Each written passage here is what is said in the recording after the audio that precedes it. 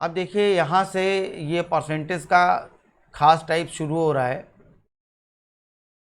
अब इसमें इस टाइप के क्वेश्चन मिलेंगे। तेल के मूल्य में 25% की वृद्धि होने पर कोई व्यक्ति अपनी खपत कितनी कम कर दे कि खर्च परिवर्तित ना हो। तो जब इस तरह के आपको शब्द मिलें कि खर्च परिवर्तित ना हो, खर्च ना बढ़े, कोई परिवर्तन ना हो, पूर्ववत रहे, पहले जैसी बनी रहे, तो इसमें आय व्यय वाले क्वेश्चन भी ज़्यादा पूछता है कि ए की आय बी की आय से 20% कम है। ए की आय बी की आय से 20% कम है तो बी की आय ए से कितने % अधिक है। इस तरह के क्वेश्चन भी बनते हैं, भी आपको आगे मिलेंगे। तो पहले तो हम इसको आपको 100 से करके दिखा रहे हैं, देखिएगा, ठीक है। लेकिन हालांकि हम इसको कभी 100 से करेंगे नहीं। तेल के मूल्य में 25% की वृद्धि होने पर, तो हमने मान लिया अब जो तेल का मूल्य है वो 100 रुपये है, और जब 25% की वृद्धि हो गई तो बाद में जो तेल का मूल्य होगा वो कितना हो जाएगा, 125 रुपये। तो तेल का मूल्य बढ़ रहा है, पेट्रोल का मूल्य बढ़ रहा है, आटा महंगा हो रहा है, राशन महंगा हो रहा है, शिक्षा महंगी हो रही है, लेकिन मेरी इनकम तो नहीं बढ़ रही है ना। मेरी इनकम उतनी की ही उतनी है। तो तेल की कीमत 100 रुपये से बढ़ के 125 रुपये हो गई, लेकिन मेरी इनकम तो नहीं बढ़ी। हम पहले भी 100 रुपये का तेल ले रहे थे और अब लेने जाएंगे तो अब भी 100 रुपये का ही तेल लेंगे। तो हमने दुकानदार से कहा कि भैया 100 रुपये का तेल दे दो। तो पहले तो 100 रुपये में मिल रहा था 1 लीटर, अब वो तेल 125 रुपये लीटर है। क्या 1 लीटर मिलेगा? नहीं। तो जब 1 लीटर अब नहीं मिलेगा तो 1 लीटर से कुछ कम मिलेगा। तो ये यही जानना चाहता है कि हमने अपनी खपत कितने प्रतिशत कम कर दी, मैंने कितना कम तेल लिया कि मेरा खर्च नहीं बढ़ा, खर्च मासिक व्यय ना बढ़े, मेरा खर्च वही 100 रुपये का 100 रुपये ही रहे। तो पहले जो तेल 100 रुपये का था वो 125 रुपये का है, तो इसका मतलब हमें कितने का तेल कम लेना है, 25 रुपये का। हमें 25 रुपये का तेल नहीं खरीदना है। कितने में से? इसमें से 125 में से। तो हमें ये निकालना है कि 25 रुपये का तेल अगर 125 में से हमने नहीं लिया तो कितने प्रतिशत नहीं लिया। 25 पंचे 125, 5 से घटा 5 दूना 10, आंसर आ गया 20%। तो हमने अपनी खपत 20% कम कर दी है, ये इसका आंसर है। लेकिन हम लोग कभी इस क्वेश्चन को ऐसे नहीं करेंगे, इतना दिमाग लगाने की ज़रूरत नहीं है। अब देखिए इस क्वेश्चन को करने का तरीका क्या है। तो अभी अभी हमने आपसे एक बात बताई कि सिर्फ एक बात याद रखिएगा, वो सारे क्वेश्चन जिनमें वो ये कह रहा हो कि खर्च ना बढ़े, खर्च पूर्ववत रहे, कोई परिवर्तन ना हो, पहले जैसा ही बना रहे, तो इस तरह के जब भी सवाल आएंगे तो इनकी खास बात ये होगी, इसमें केवल एक ही प्रतिशत की डिजिट दी होगी। यहाँ देखिए प्रतिशत केवल एक बार दिया हुआ है। तेल के मूल्य में 25% की वृद्धि होने पर, और यहाँ पे आगे पूछेगा कि खपत कितनी कम कर दी जाए कि मासिक व्यय ना बढ़े, खर्च ना बढ़े। तो जब भी वो ये कहे कि खर्च ना बढ़े, सब कुछ पहले जैसा बना रहे, जब भी इस तरह का सवाल आए और प्रतिशत की सिर्फ एक डिजिट दी हो, तो इसको हल करिएगा इस तरह से, m/100 + -m × 100, m/100 + -m × 100। अब ये है क्या, यहाँ पे m प्रतिशत में वो वैल्यू है जो यहाँ पे वो दे रहा है। अब इसके आगे आपको ये देखना है कि तेल के मूल्य में 25% की वृद्धि हो रही है या कमी हो रही है। अगर वृद्धि हो रही है तो आपको यहाँ प्लस लेना है, और कमी हो रही है तो आपको यहाँ पे माइनस लेना है। तो सवाल में कह रहा है तेल के मूल्य में 25% की वृद्धि, वृद्धि का मतलब यहाँ हम क्या लेंगे, प्लस। तो 100 यहाँ पे है ही, और यहाँ पे रखना है m की जगह, सब जगह आपको 25 रख देना है, बस इतना करना है। तो 100 + 25 ये कितना हो जाएगा, 125, और इंटू 100। 25 से काटा 25 पंचे 125, 5 से काटा 5 दूना 10, आंसर क्या आ जाएगा, 20%। तो इसका आंसर है सी, 20%। अगला देखिए सेम इसी तरह का, किसी चीज़ की कीमत 60% बढ़ गई है तो उपभोक्ता को उसके उपभोग में कितने प्रतिशत की कमी करनी पड़ेगी उसका खर्च ना बढ़े। अब यहाँ देखिए, यहाँ भी वही बात कह रहा है, खर्च ना बढ़े, खर्च पहले जैसा बना रहे। तो अभी हमने आपको बताया इस टाइप के क्वेश्चन हल करिएगा m/100 + -m × 100 से। तो यहाँ पे आपको देखना है प्रतिशत की एक ही डिजिट दे रहा है, कह रहा है खर्च ना बढ़े, खर्च पहले जैसा बना रहे, कोई प्रभाव ना पड़े, पूर्वत रहे, ये सब एक ही चीज़ें होती हैं। तो m की वैल्यू कितनी हो जाएगी, यहाँ पे m की वैल्यू हो जाएगी 60 और बटे में आ जाएगा 100 + 60 यानी कि 160। यहाँ पे कीमतें क्या हो रही हैं, बढ़ रही हैं तो प्लस, यहाँ पे प्लस लिया है, और कम हो रही होती तो हम क्या लेते, माइनस। तो 60 बटे 160 इंटू 100, 0 0 कैंसिल हो गया, 2 से काटा 2 तिया 6, 2 से काटा 2 अट्ठे 16, 4 से काटा 4 दूना 8, 4 से काटा 25, आंसर आ जाएगा 25 तिया 75 बटे 2, ये हो जाएगा 37.5। 37 से 1 बटे 2 भी आप लिख सकते हो, 37.5 भी लिख सकते हैं, आंसर है बी ऑप्शन अपना सही है। अगला देखिए, सेम इसी तरह का एक और बता रहे हैं। हमने आपसे बताया था कि इसमें आय व्यय वाले सवाल भी आते हैं कि ए की आय बी की आय से 40% कम है, ठीक है। तो इस तरह के सवाल हमने बिल्कुल आपको परसेंटेज जब शुरू किया था, जब अपनी पहली क्लास थी, तब हमने आपको हल करके दिखाए थे इस तरह के क्वेश्चन कि संख्या 120 150 से कितने प्रतिशत कम है। तो ये बिल्कुल कुछ उसी तरह का है। तो देखिए यहाँ पे हमने दो लोगों को ले लिया, ए और बी। तो ए की आय बी से 40% कम है, ए की आय बी की आय से, यहाँ देखिएगा कह रहा है बी की आय से, इससे बी से 40% कम है, बी से 40% कम है कौन, ए। तो बी अगर 100 होगा तो ए कितना हो जाएगा, ए हो जाएगा 60। तो कह रहा बताइए ए की आय से बी ए से कितने प्रतिशत अधिक है। तो ये पूछ रहा है ये जो बी है वो ए से यानी कि 60 से कितने प्रतिशत अधिक है। तो ये ए से कितना अधिक है, 40 अधिक है, किससे, ए से यानी कि 60 से। तो 40 60 का कितने प्रतिशत है ये हमें निकालना है। 0 0 कैंसिल हो गया, 2 दूना 4 और 2 तिया 6, आंसर आ जाएगा 200 बटे 3। 3 का आप भाग देंगे तो ये हो जाएगा 66 सही 2 बटे 3। 66 सही 2 बटे 3 प्रतिशत इसका आंसर है। लेकिन अभी थोड़ी देर पहले हमने आपको बताया था कि इस तरह के क्वेश्चन कभी भी ऐसे हल नहीं करते हैं। तो इसको हल करने का तरीका क्या होगा, वही जो अभी हमने आपको बताया था कि उसी फॉर्मूले को आपको इस्तेमाल करना है, m/100 ± m × 100। तो यहाँ पे m की वैल्यू क्या होगी, ये 40। तो m की वैल्यू हमें ऊपर नीचे दोनों जगह 40 रखना है। लेकिन खास बात यह है कि यहाँ प्लस लें या माइनस लें। तो यहाँ देखिए क्या है, 40% कम है तो माइनस लेंगे, 100 - 40 कितना आ जाएगा, 60 और इंटू 100। तो 0 से 0 कैंसिल हो गया, 2 दूना 4, 2 तिया 6, तो ये हो जाएगा 200 बटे 3। तो आंसर आ जाएगा 66 सही 2 बटे 3 प्रतिशत।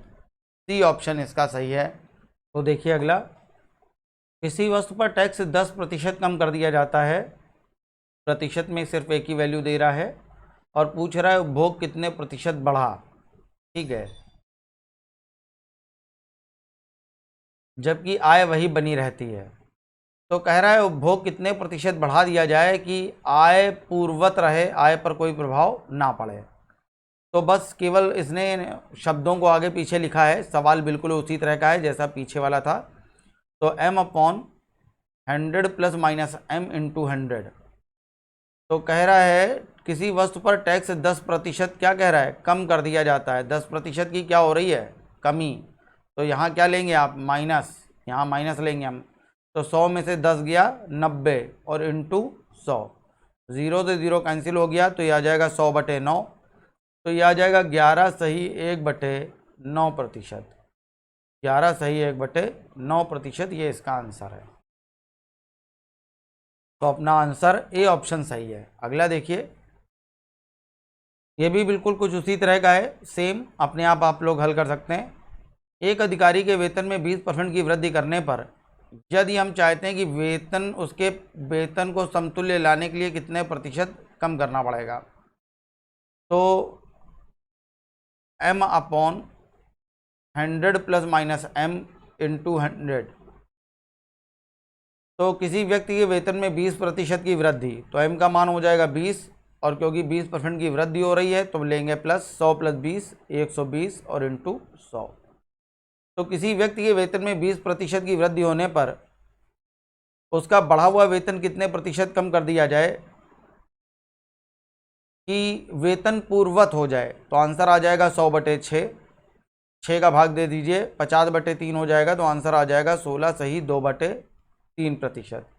तो ये सवाल इस तरह से भी आता है, किसी व्यक्ति के वेतन में या किसी संख्या में या किसी व्यक्ति की आय में पहले 20% की वृद्धि की गई, फिर उसमें कितने प्रतिशत की कमी की जाए कि संख्या या उसकी आय या उस व्यक्ति का वेतन या उसके घर का खर्च पहले जैसा बना रहे, उस पर कोई फर्क ना पड़े। तो ये भी वही है कि वेतन समतुल्य बना रहे, वैसे ही बना रहे, उस पर कोई प्रभाव ना पड़े। तो हमारा ऑप्शन बी सही है। अगला क्वेश्चन देखिए,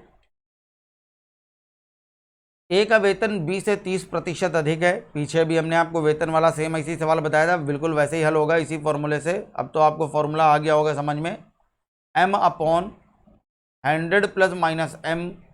× 100।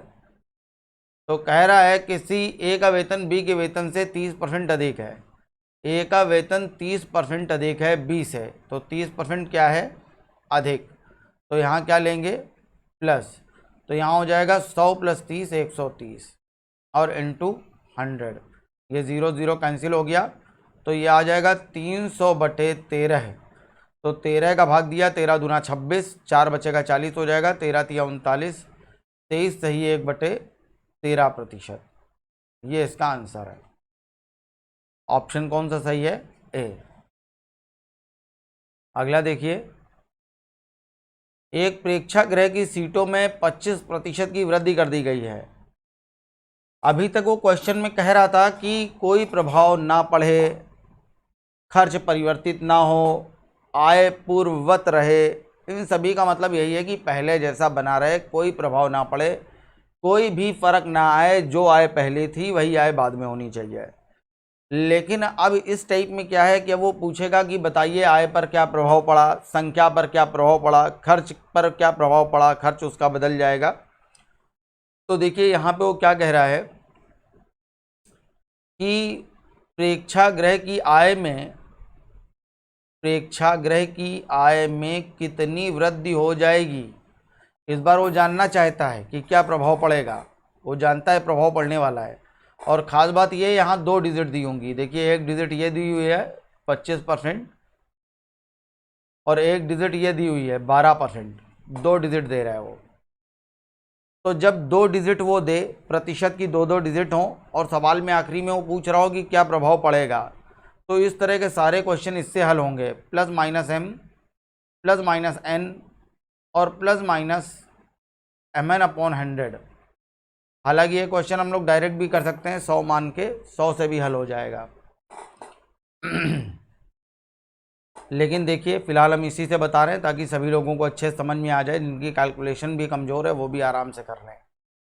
तो आपको वही ध्यान देना है। सबसे पहले प्रतिशत की डिजिट क्या दे रहा है? 25% की वृद्धि। तो m का मान क्या हो जाएगा? 25। और 25% की क्या हो रही है? वृद्धि। वृद्धि हो रही है तो प्लस का लेना है। और उसके टिकट की कीमतों में 12% की वृद्धि की गई। अब जो टिकट की कीमतें हैं वो भी बढ़ रही हैं, ठीक है। अगर दोनों चीज़ें बढ़ रही हैं तो प्लस लीजिए, अगर एक बढ़ रहा है कम हो रहा है तो जहाँ कमी हो वहाँ माइनस लेना है। तो अब देखिए मैं आपको एक बात बता दूँ, जब आप प्लस और प्लस का गुणा करते हैं, यहाँ लिखा हुआ है mn, यहाँ पे क्या लिखा हुआ है mn, तो m और n का मल्टीप्लाई करना है। तो प्लस और प्लस का जब आप गुणा करेंगे तो आंसर क्या आता है? प्लस। माइनस और माइनस का जब आप गुणा करेंगे तो आंसर क्या आएगा? प्लस। प्लस और माइनस का जब आप गुणा करेंगे तो आंसर क्या आएगा? माइनस। और माइनस और प्लस का जब आप गुणा करेंगे तो भी आंसर क्या आता है? माइनस, ठीक है। तो जब दोनों साइन सेम होते हैं तो ही आंसर प्लस में आता है। जब दोनों साइन सेम हो, चाहे वो प्लस के हो या माइनस के हो, तो आंसर प्लस में आएगा। और अगर साइन चेंज है, एक जगह प्लस है एक जगह माइनस है, तो आंसर माइनस में आएगा। ये बात ध्यान रखिएगा। तो यहाँ आप देखिए, यहाँ भी वृद्धि हो रही है प्लस है, यहाँ भी वृद्धि हो रही है प्लस है, तो अगला निशान जो आएगा प्लस और प्लस का मल्टीप्लाई करने पे वो प्लस आएगा। अब mn यानी कि 25 × 12 करना है, तो 25 × 12 कितना होता है? 300। 300/100, 2 0 2 0 कट जाएगा, तो आंसर आ जाएगा 25 और 12 37, 37 और 3 40। तो इसका आंसर आ जाएगा 40%। तो प्रेक्षागृह की आय में कितनी वृद्धि हो जाएगी? आंसर ए ऑप्शन सही है, 40% की वृद्धि होगी। अगला देखिए, ये भी बिल्कुल उसी तरह का है, ठीक है। हालांकि इसमें आंसर आप देख के बता देंगे कि पहले 25% कम कर रहा है, फिर 25% बढ़ा रहा है, तो इसका आंसर आ जाएगा, जब भी m की वृद्धि की जाती है और m% की उतने की ही कमी की जाती है, तो हमेशा कमी होती है m² की। ये चीज़ हम आपको बता चुके हैं, ठीक है। जिन्होंने नहीं पढ़ा है कोई बात नहीं, लेकिन हम लोग इसको इसी से हल करते हैं। Plus minus m plus minus n plus minus mn/100। तो एक व्यक्ति के वेतन को पहले 25% कम कर दिया गया, कमी हो रही है तो माइनस का 25। उसके बाद कम हुए वेतन को 25% बढ़ा दिया गया, तो बढ़ा रहा है तो फिर प्लस का 25। और यहाँ प्लस है यहाँ माइनस है, ये दोनों साइन अपोजिट हैं। देखिए यहाँ प्लस है और यहाँ माइनस है, तो जब दोनों सेम ना हो तो हमने बताया था माइनस लेते हैं, प्लस माइनस का माइनस होता है। 25 × 25 होता है 625/100। तो ये माइनस का 25 है, प्लस का 25 है, कैंसिल हो जाएगा। दोनों ज़ीरो हटाएंगे, यहाँ आ जाएगा दशमलव में, तो आंसर आ जाएगा 6.25% की क्या होगी? कमी। 6.25% वेतन क्या हो जाएगा? कम हो जाएगा। तो इसका आंसर है, यहाँ देखिए 6.25 यहाँ भी है, यहाँ भी है, लेकिन यहाँ लिखा है अधिक, यहाँ लिखा है कम, तो आंसर सी सही होगा, सी ऑप्शन सही है। देखिए अगला क्वेश्चन भी सेम इसी टाइप का है, बिल्कुल वैसे ही हल होगा। Plus minus m plus minus n plus minus mn/100। वर्ग की लंबाई और चौड़ाई क्रमशः 30 और 20% बढ़ा दी जाए। लंबाई बढ़ाई है 30%, प्लस चौड़ाई बढ़ाई है 20%, प्लस प्लस का प्लस, 30 × 20 ये हो जाएगा 600/100। 2 0 2 0 कैंसिल हो गए, तो 30 20 50 और 6 56, तो आंसर आ जाएगा 56%। इसका आंसर 56% है, ठीक है, डी ऑप्शन सही है। अब देखिए इसको हल करने का एक तरीका और है, वर्ग की बात कर रहा है, तो जो वर्ग होता है, वर्ग की लंबाई होती है 10 और लंबाई और चौड़ाई सेम होती है, तो लंबाई भी 10 और चौड़ाई भी 10, तो क्षेत्रफल कितना आ जाएगा? 100। तो 100 कह लीजिए या 100% कह लीजिए। कह रहा है वर्ग की लंबाई 30% बढ़ा दी गई। वर्ग की लंबाई जो हमने बढ़ाई है वो बढ़ाई है 30%, तो जब आप 10 का 30% निकालेंगे तो ये आ जाएगा 13। और इसकी चौड़ाई में 20% की वृद्धि की गई। चौड़ाई हमने बढ़ाई है कितनी? 20%, तो 10 का 20% आ जाएगा 12। तो 13 × 12 जब आप इसको गुणा करेंगे तो ये हो जाएगा 156। तो पहले जो चीज़ अपने आप में 100 थी वो बढ़ के 156 हो गई है, तो कितने की वृद्धि हुई है? आंसर आ गया 56% की वृद्धि हुई है। तो आप इस सवाल को इस तरह से भी लगा सकते हैं, ये भी इसका एक तरीका है, ठीक है। अभी फ़िलहाल आप इसी तरह से लगाइए, ये ठीक है। तो इसका आंसर डी ऑप्शन सही है, 56। अगला देखिए, बिल्कुल उसी तरह का एक और सवाल है। कह रहा आयत की लंबाई में 12% और चौड़ाई में 10% की वृद्धि, तो plus minus m plus minus n और प्लस माइनस mn/100, ठीक है। पिछले सवाल जो पहला टाइप था और इस टाइप में ये फ़र्क है, यहाँ 2 बार प्रतिशत दिया होता है और आपको ये देखना है कि क्या हो रहा है। तो लंबाई में 12 और चौड़ाई में 10% की वृद्धि, दोनों बार वृद्धि हो रही है। पहले 12% की वृद्धि हो रही है और फिर 10% की वृद्धि हो रही है, और प्लस प्लस का प्लस, 12 × 120, 120/100 आ जाएगा। दोनों ज़ीरो हटाए, यहाँ लग जाएगा पॉइंट। 12 और 10 22, 22 और 1 23, आंसर आ जाएगा 23.2%। ये इसका आंसर है। तो आंसर हो जाएगा सी कैट, 23.2%। देखिए अगला क्वेश्चन, एक संख्या में पहले 20% कमी की जाती है, तो सेम बिल्कुल उसी तरह का है। Plus minus m plus minus n plus minus mn/100। तो देखिए पहले संख्या 20% कम कर रहा है तो माइनस का 20, फिर 20% बढ़ा रहा है तो प्लस का 20, और प्लस माइनस का माइनस, 20 दाम 400/100। तो ये 2 0 से 2 0 कट जाएंगे, ये प्लस माइनस का है, कैंसिल हो जाएगा। आंसर आ जाएगा 4% की कमी। माइनस का आ रहा है तो 4% की संख्या कम हो रही है। ये तो अपना पहला तरीका हो गया, ठीक है। अभी आगे सवाल बाकी है, उसको ध्यान से देखिएगा। अभी ये तो अपना पहला टाइप हो गया कि संख्या 4% कम हुई है। अब देखिए दूसरा तरीका क्या था, सेकंड मेथड। मान लिया संख्या है 100, तो पहले किसी संख्या में हमने 20% की कमी कर दी, तो 100 में से संख्या 20% कम हो जाएगी, यानी कि 20 कम हो गई, कितना बची? 80। और फिर कम हुई संख्या को 20% बढ़ाया गया। अब हमने इसमें 20% की वृद्धि की, तो 80 का 20%, 8 दूना 16, संख्या बढ़ गई, तो कितनी हो जाएगी? 96। तो देखिए संख्या पर क्या प्रभाव पड़ा। तो आंसर आ रहा है संख्या 100 से बढ़ के 100 से कम होकर 96 हो गई, तो 4% संख्या क्या हो रही है, कम हो रही है, संख्या में कमी होगी। तो दोनों से सेम आंसर आ रहा है, यहाँ संख्या 4% कम हो रही है, यहाँ भी 4% कम हो रही है। उसने आंसर परसेंट में नहीं पूछा है। देखिए आगे क्या कह रहा है, कह रहा है परिणामी संख्या मूल संख्या से 20 कम है। तो मेरे हिसाब से संख्या कितनी कम है, 4%, और सवाल में 20। तो 4% बराबर है 20 के, तो 1% बराबर होगा 5 के। तो कह रहा है मूल संख्या बताइए, तो 100 बराबर होगा, तो 100% बराबर होगा 100 इंटू 5, 500 के। तो इसका आंसर 500 है, सी ऑप्शन सही है। अगला क्वेश्चन देखिए, एक वस्तु के विक्रय मूल्य को 20% कम करने पर बिक्री 80% बढ़ जाती है। तो बिल्कुल उसी तरह का सवाल है, दो बार परसेंट वाली डिजिट दे रहा है, एक ये दे रहा है और एक ये दे रहा है। ठीक है, बिल्कुल उसी तरह से हल होगा, plus minus M plus minus N plus minus M N upon 100। तो विक्रय मूल्य 20% कम कर दिया, कम कर रहा है तो माइनस का 20, और इससे क्या हुआ कि जब कीमत कम कर दी तो बिक्री 80% बढ़ गई, तो प्लस का 80 और प्लस माइनस का माइनस, 8 दूना 1600 और बटे क्या आ जाएगा 100, 2 जीरो से 2 जीरो कैंसिल हो गए। तो 80 प्लस का है और ये दोनों माइनस के हैं, तो 80 में 36 आप घटाएंगे तो कितना बचेगा 44, किसका, प्लस का। तो आंसर आ जाएगा कि बिक्री 44% बढ़ जाएगी। इसको आप 100 मान के भी कर सकते थे। ठीक है, 100 मान के देखिए कैसे करेंगे। हमने मान लिया किसी वस्तु का मूल्य है 100 रुपये, ये इसका पहला तरीका है। अब देखिए दूसरा तरीका भी बता दे रहे हैं हम आपको, जो लोग थोड़ा सा जिनको आता है उनको बता दे रहे हैं। यहाँ भी 100 ले लिया और यहाँ भी 100 ले लिया, ये जो है ये विक्रय मूल्य है, और यहाँ ये जो दे रहा है ये बिक्री है। तो टोटल आ जाएगा 100 इंटू 100, 10,000। विक्रय मूल्य 20% कम हो गया, मूल्य हमने 20% कम कर दिया, तो 100 का 20% 20 कम हो जाएगा, कितना बचेगा 80। और बिक्री बता रहा है कि 80% बढ़ जाती है, तो बिक्री 100 का 80%, बिक्री 80 बढ़ जाएगी, तो कितनी हो जाएगी 180। तो अब नई आय कितनी आएगी, 18 अट्ठे 144, 2 जीरो ये बढ़ जाएंगे, तो 2 जीरो से 2 जीरो कट गए। तो यहाँ आप देखिए कि पहले जो इनकम 100 थी वो बढ़ के कितनी हो गई है 144, तो इनकम कितनी बढ़ गई 44%। तो इनकम 44% बढ़ जाएगी, आंसर बी सही है। नहीं एक मिनट, बी नहीं सही है। देखिए हमने जल्दबाजी में बी टिक कर दिया, यही गलती आपसे भी हो जाती है। ठीक है, तो यहाँ बी बिल्कुल सही नहीं है, क्योंकि यहाँ लिखा हुआ है कमी, जबकि 44% की हो रही है वृद्धि। तो इसका आंसर ए सही होगा, टिक कर लीजिएगा, आंसर ए सही है, पहला आंसर सही है, 44 की वृद्धि। अगला देखिए,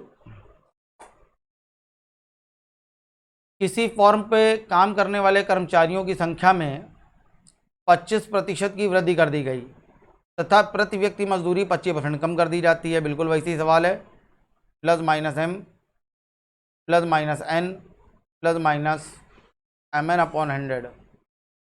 तो पहले कर्मचारियों की संख्या 25% बढ़ाई गई और प्रति व्यक्ति मजदूरी 25% कम कर दी गई, माइनस का 25 और प्लस माइनस का माइनस, 25 25 625 और बटे 100। तो ये प्लस का 25 है, माइनस का 25 है, कैंसिल हो जाएगा, ये दोनों ज़ीरो हटा दिए, यहाँ पॉइंट आ जाएगा, तो ये आ जाएगा माइनस का 6.25%।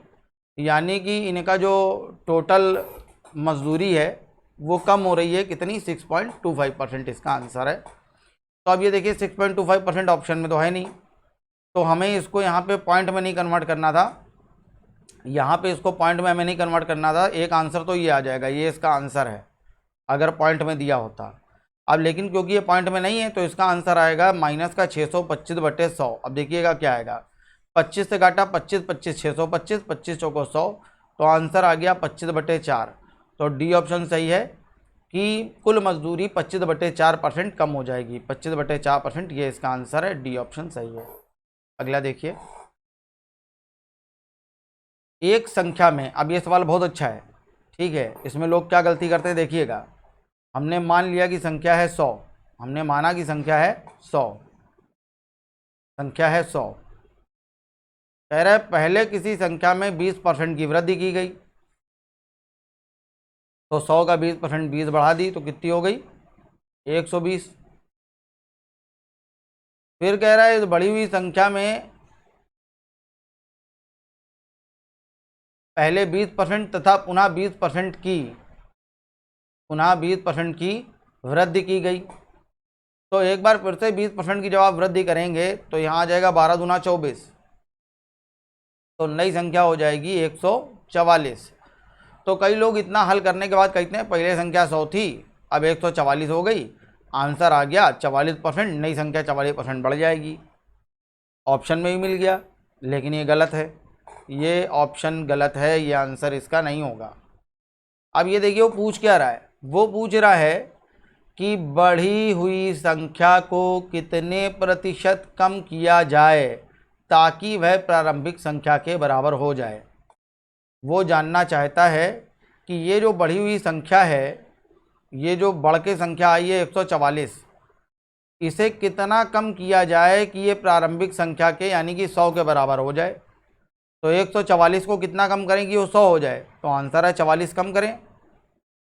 तो संख्या 44 कम करनी पड़ेगी, कितने में? 144 में। तो हमें निकालना है 44 144 का कितने परसेंट है। तो निकाल लीजिए, 4 से इसको काटेंगे, 4 एकम 4, 4 एकम 4, इसको 4 से आप काटेंगे, 4 तिया 12, 4 छंग 24, फिर 4 से काटा, 4 नीम 36, फिर इसको 4 से काटा, यहाँ आ जाएगा 25। तो बटे में 9 आ रहा है, 9 से ना 11 कट रहा है ना 25 कट रहा है, तो ऑप्शन देख के आप जान जाएंगे वो आंसर होगा जिसके बटे में 9 होगा। और किसके बटे में 9 है? पहला ऑप्शन है ए, इसके अलावा किसी के बटे में 9 नहीं है। तो चलिए हल कर लीजिए, फिर भी पूरा हम जान गए ए ऑप्शन सही है। तो 11 का 25 में जब आप गुणा करेंगे तो ये आ जाएगा 275। तो 275 बटे 9, 9 का भाग दिया, 9 तिया 27, 5 में भाग नहीं जा रहा है, भागने जाए बिंदी, 30 सही 5 बटे 9 प्रतिशत इसका आंसर है। ठीक है, अगला देखिए, कह रहा है किसी वस्तु का दाम पहले 20% घटाया गया और बाद में नया दाम, पहले 20% बढ़ाया गया, बाद में नया दाम 20% घटाया गया। यदि आज का दाम 1 रुपया हो तो उसका मूल दाम बताइए, प्रारंभिक कीमत बताइए। तो देखिए पहले हम आपको एक क्वेश्चन इस तरह का बता रहे हैं कैसे हल होता है। अब जैसे यहाँ पे पी लिखा हुआ है, तो यहाँ पे मान लिया अगर पी और पी नहीं है, ठीक है, अगर पी और पी ना होता तो यहाँ पे दिया होता, मान लिए पहले किसी संख्या को, पहले किसी वस्तु का दाम 20% बढ़ाया गया, फिर ये नया दाम 20% घटाया गया, तो 20% वृद्धि 20% की कमी, तो प्लस प्लस माइनस का माइनस, 20 इंटू 20 400 बटे 100 हो जाएगा, ये 2 0 कट गए, प्लस का 20 माइनस का 20 कैंसिल हो गया, तो आंसर आ जाएगा संख्या 4% कम हो जाएगी। तो संख्या 4% कम होने के बाद कितनी बची? 96। तो अब मान लिए कह रहा होता कि अब इसका जो नया दाम है, इस वस्तु की जो नई कीमत है वो 192 रुपये है, तो प्रारंभिक कीमत बताइए। तो हम कहते हैं मेरे हिसाब से नई कीमत है 96% और सवाल में है 192, तो 1% बराबर होगा 2 के, तो 100% यानी कि प्रारंभिक कीमत बराबर हो जाएगी 200 के। लेकिन इस क्वेश्चन को हल करने का एक तरीका ये भी हो जाएगा, हमने मान लिया प्रारंभिक कीमत है, इसको ध्यान से देखिएगा, हम लोग ये वाला सवाल इसी तरह से लगाएंगे, 103 नंबर इस तरह से लगाएंगे जैसे अब मैं बताने जा रहा हूँ, क्योंकि इससे आप हल करेंगे तो कैलकुलेशन मिस्टेक 100% होगी, क्योंकि ये वैल्यू x में चल रही है, p में चल रही है। तो हमने मान लिया किसी वस्तु का मूल्य है x, तो पहले इसमें 20% की वृद्धि की गई, तो 20% की वृद्धि करना है तो किसी भी वस्तु का मूल्य 100% होता है, 20 बढ़ा दिया तो 120 हो गया। फिर इसके मूल्य में 20% की कमी की गई, 20 कम कर दिया तो कितना हो गया? 80। कह रहा है इसके बाद ये मूल्य, जो नया मूल्य है वो 192 रुपये हो जाता है, बराबर ये दोनों काम करने के बाद जो नई कीमत आ रही है वो आ रही है 192 रुपये। तो कह रहा है प्रारंभिक कीमत बताइए एक्स की वैल्यू क्या होगी। तो ये 2 0 से 0 कट गया, ये 0 से 0 कट गया, ठीक है, 12 का भाग दिया यहाँ पे, 12 एकम 12, 7 बचा, 12 छंग 72, 8 से काटा, 8 दूना 16, और ये 100 का यहाँ गुणा हो जाएगा, तो इस तरह से x बराबर आ जाएगा 200। ये चीज़ समझ में आई आपको? तो सेम इसी तरह से इस क्वेश्चन को 103 नंबर हल करेंगे, देखिएगा बता रहे हैं, बिल्कुल सेम इसी तरह से हल होगा। हमने मान लिया पहले किसी वस्तु की कीमत थी 100 रुपये, हमने मान लिया पहले किसी वस्तु की कीमत थी 100 रुपये, मूल कीमत थी 100 रुपये। तो कह रहा है पहले किसी वस्तु का जो दाम था वो p% बढ़ाया गया, तो अगर 10% बढ़ाना है तो 10 नहीं लिखते हैं, 110 लिखते हैं। शुरू से परसेंटेज में हम आपको बता रहे हैं, भिन्न वाले सवाल में ही बताया था, मूल्यों वाले सवाल में ही बताया था। तो जब आप p% बढ़ाओगे तो यहाँ 100 प्लस p हो जाएगा नई कीमत। तो जो नई कीमत आएगी वो आएगी 100 प्लस p अपॉन 100, और फिर इसका दाम p% घटाया गया, तो जब p की कमी करेंगे तो ये आ जाएगा 100 माइनस p अपॉन 100। और इसके बाद जो नया दाम प्राप्त होता है वो 1 रुपया मिल रहा है। नई कीमत कितनी आ रही है? 1 रुपये। तो कह रहा है कि मूल दाम बताइए, मूल कीमत बतानी है, यानी कि हमें वैल्यू निकालनी है किसकी? x की। तो देखिए x की वैल्यू क्या हो जाएगी, ये सारी डिजिट जाएंगी ऊपर और ये आएगा नीचे। तो ये आ जाएगा 1 इंटू 100 और बटे में 100 प्लस p और 100 माइनस p। अब ये देखिए 100 इंटू 100 ये तो 10,000 हो जाएगा, ठीक है। 100 इंटू 100 ये तो 10,000 हो गया। और ये लिखा है a plus B A minus B, तो ये होता है a स्क्वायर यानी कि 100 का स्क्वायर 10,000 और माइनस बी स्क्वायर यानी कि p स्क्वायर। तो ये इसका आंसर है, यही इसकी सही कीमत है, मूल कीमत। तो देखिए सी ऑप्शन हमारा मिल रहा है, सी ऑप्शन सही है, ठीक है। देखिए अगला क्वेश्चन। एक आयत की लंबाई और चौड़ाई क्रमशः 20 मीटर और 15 मीटर है। कह रहा है यदि लंबाई को 30%, चौड़ाई को 20% बढ़ा दिया जाए तो नया क्षेत्रफल कितने प्रतिशत बढ़ जाएगा? आंसर काय में चाहिए हमें? प्रतिशत में। तो यहाँ जो लंबाई और चौड़ाई मीटर में दे रहा है ना, ये सिर्फ आपको कंफ्यूज करने के लिए है। अगर आप मीटर से हल करेंगे तो भी आंसर आ जाएगा, लेकिन बहुत बड़ा हो जाएगा। तो ये मीटर, किलोमीटर, सेंटीमीटर इसका इस्तेमाल नहीं करिए। प्रतिशत में पूछ रहा है ना वो आंसर, तो प्रतिशत में ही सॉल्व करिए उसको। तो हम इसको हल कर रहे हैं, plus minus m plus minus n plus minus mn upon 100। पहले लंबाई को 20% बढ़ाया है तो लंबाई 20% बढ़ा दिया, प्लस का 20। चौड़ाई को 30% बढ़ाया है, प्लस का 30, और प्लस प्लस का प्लस। 20 इंटू 30 हो जाएगा 600 बटे 100, 2 जीरो से 2 जीरो कट गए। तो आंसर आ जाएगा क्षेत्रफल 30 और 20 50, 50 और 6 56, क्षेत्रफल 56% बढ़ जाएगा। ये इसका आंसर है। अगला क्वेश्चन बहुत अच्छा है, एक खास बात बताने जा रहे हैं, ध्यान से सुनिएगा। Plus minus m plus minus n plus minus mn upon 100। कह रहा आयत की लंबाई और चौड़ाई क्रमशः 40% और 20% बढ़ाई जाती है। लंबाई बढ़ा दी 40 और चौड़ाई बढ़ा दी 20, तो 40 इंटू 20 ये आ जाएगा 800 बटे 100। तो 2 जीरो से 2 जीरो कट जाएंगे, तो ये आ जाएगा 40 और 20 60 वाट 68, यानी कि जो क्षेत्रफल है वो 68% बढ़ जाएगा। अब ये चीज़ तो पहले ही सवाल में दे रहा था कि क्षेत्रफल 68% बढ़ जाएगा। तो कह रहा है बताइए आयत की लंबाई चौड़ाई का लगभग कितने प्रतिशत है? लंबाई चौड़ाई का कितने परसेंट है? तो इसको आंसर चाहिए कि लंबाई जो है वो चौड़ाई का कितने परसेंट है, जो आयत की लेंथ है वो वृत्त का कितने परसेंट है। तो मान लीजिए लंबाई हमें मालूम होती कि लंबाई जो है वो है 15 और चौड़ाई हमें मालूम होती कि चौड़ाई है 12। तो ये कह रहा है लंबाई चौड़ाई का कितने परसेंट है, या लंबाई चौड़ाई से कितने परसेंट अधिक है, या चौड़ाई लंबाई से कितने परसेंट कम है। तो यहाँ सब निकल आता। तो इस सवाल का जवाब निकालने के लिए हमें लंबाई और चौड़ाई मालूम भी तो होनी चाहिए। क्या इस सवाल में कहीं पे भी लंबाई और चौड़ाई वो दे रहा है आपको? नहीं दे रहा है।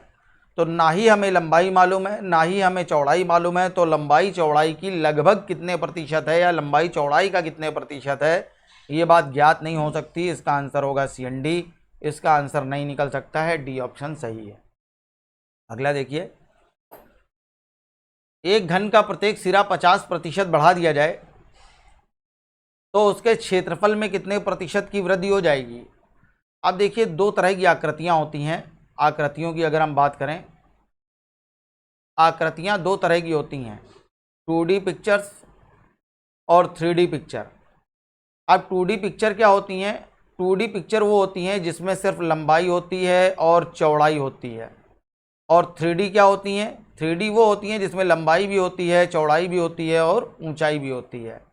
तो जिनमें केवल लंबाई और चौड़ाई होती है उनका हम सिर्फ क्षेत्रफल निकाल सकते हैं, जबकि जिनमें लंबाई, चौड़ाई और ऊंचाई तीनों चीज़ें होती हैं उनका क्षेत्रफल तो निकल ही सकता है, और साथ में उनका आयतन भी निकल सकता है, क्षेत्रफल के साथ साथ आयतन भी निकल सकता है। तो यहाँ पर कौन सी आकृतियाँ आती हैं? यहाँ पे आता है आयत, वर्ग, वृत्त, त्रिभुज और जितने भी चतुर्भुज होते हैं, जितने भी चतुर्भुज होते हैं वो यहाँ आते हैं। और यहाँ क्या आता है? यहाँ आता है घन, घनाभ, बेलन, शंकु और गोला। तो इनमें आयतन भी होता है और क्षेत्रफल भी होता है। तो यहाँ देखिए वो बात कर रहा है घन की। अब जैसे ही आपने सवाल में इनमें से कोई नाम पढ़ा, घन, शंकु, घनाभ, गोला, बेलन, तो आपको ये ध्यान देने की ज़रूरत है कि वो क्या पूछ रहा है, क्षेत्रफल पूछ रहा है या आयतन। देखिए यहाँ क्या पूछ रहा है, क्षेत्रफल। तो अगर वो क्षेत्रफल पूछ रहा है तो यहाँ पे क्षेत्रफल का फॉर्मूला लगाइए, और किसी भी वस्तु का क्षेत्रफल L इंटू बी, भुजा इंटू भुजा ही होता है। तो घन है, घन की दोनों भुजाएं बराबर होती हैं, तो हमने मान लिया पहली भुजा भी 10 है और दूसरी भुजा भी 10 है। तो क्षेत्रफल जो आएगा वो आएगा 100। अब घन का प्रत्येक सिरा अगर आप 50% बढ़ा देंगे, तो पहली भुजा आपने 50% बढ़ा दी तो वो भी हो जाएगी 15, और घन की आपने दूसरी भुजा भी 50% बढ़ा दी तो वो भी हो जाएगी 15। तो 15 इंटू 15 जब आप करेंगे तो ये आ जाएगा 225। तो देखिए पहले जो क्षेत्रफल 100 था वो बढ़ के 225 हो चुका है। क्षेत्रफल कितना बढ़ गया? तो क्षेत्रफल बढ़ गया है 125। तो क्षेत्रफल बढ़ा है 125, तो इसका आंसर आ जाएगा 125%। ये इसका आंसर है।